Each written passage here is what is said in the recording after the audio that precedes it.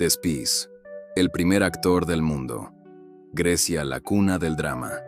En el corazón del Ática, bajo el cielo luminoso de la antigua Grecia, surgió una de las expresiones más profundas del espíritu humano: el teatro. Allí, en una época donde los dioses habitaban en los relatos y el hombre encontraba su destino en la voluntad del Olimpo, nació un arte que cambiaría para siempre la forma en que el ser humano se contempla a sí mismo. Entre los ecos de las fiestas dedicadas a Dionisio, dios del vino, la fertilidad y el éxtasis, los pueblos griegos se reunían para celebrar la vida, la cosecha y el misterio de la existencia. Aquellas ceremonias no eran simples reuniones festivas, eran ritos sagrados, donde el canto, la danza y la palabra se fundían en una misma voz, la del coro dionisíaco. De esas celebraciones, una figura se alzaría para romper el silencio de la multitud y hablar en nombre de la humanidad entera: Tespis de Icaria.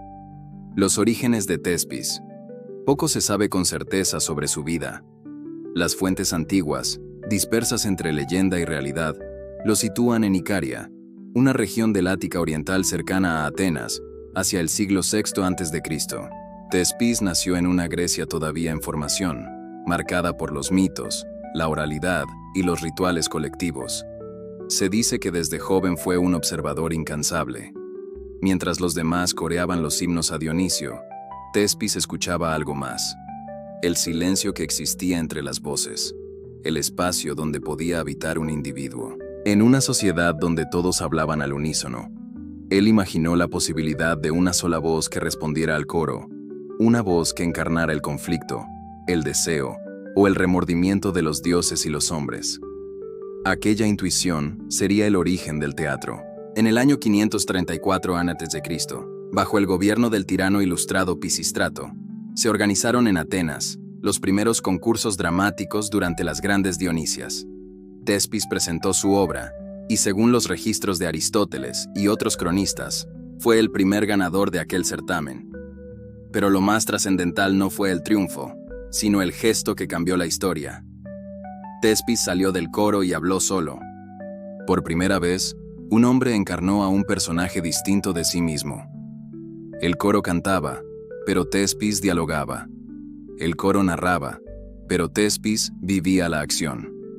Aquella ruptura con la uniformidad ritual marcó el nacimiento del actor, y con ello, del teatro como lo conocemos. Desde ese momento, el arte dejó de ser una simple devoción a los dioses para convertirse en un espejo de la condición humana. Se dice que Tespis viajaba con una pequeña compañía de intérpretes y un carro teatral, un vehículo de madera cubierto con telas y adornos, donde representaban escenas en plazas y caminos. De ahí proviene la expresión «el carro de Tespis», símbolo eterno del teatro ambulante. Para diferenciar a los personajes, Tespis introdujo las máscaras, hechas de lino o cuero, que expresaban emociones y roles: el héroe, el dios, la madre, el anciano. Con ellas, un solo actor podía transformarse en muchos. También añadió el uso del protagonista y el corifeo, figura que dialogaba con el actor principal, sembrando así la semilla del diálogo dramático, el elemento esencial del teatro posterior. Su estilo era aún primitivo comparado con los grandes dramaturgos que vendrían después.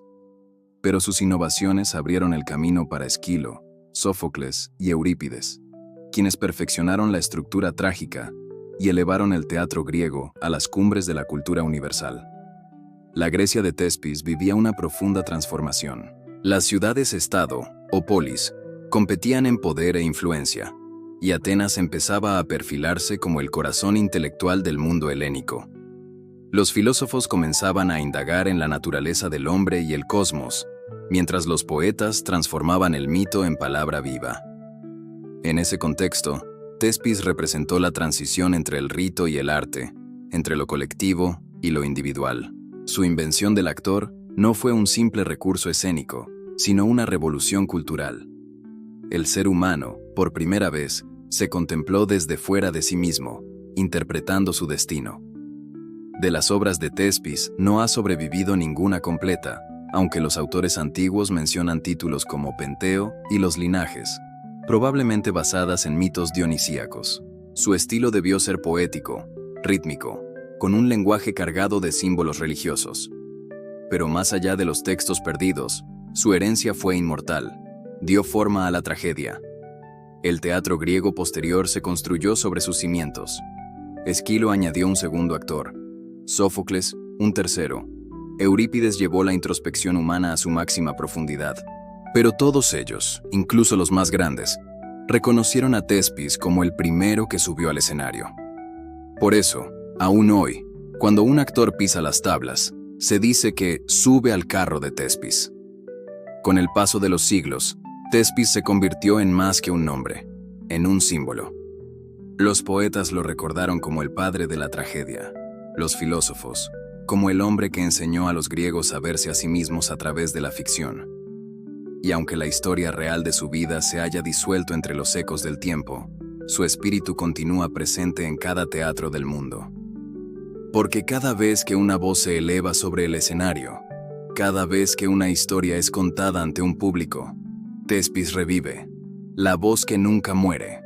Más de 2500 años después, el teatro sigue siendo el arte de mirar y ser mirado, de fingir para decir la verdad.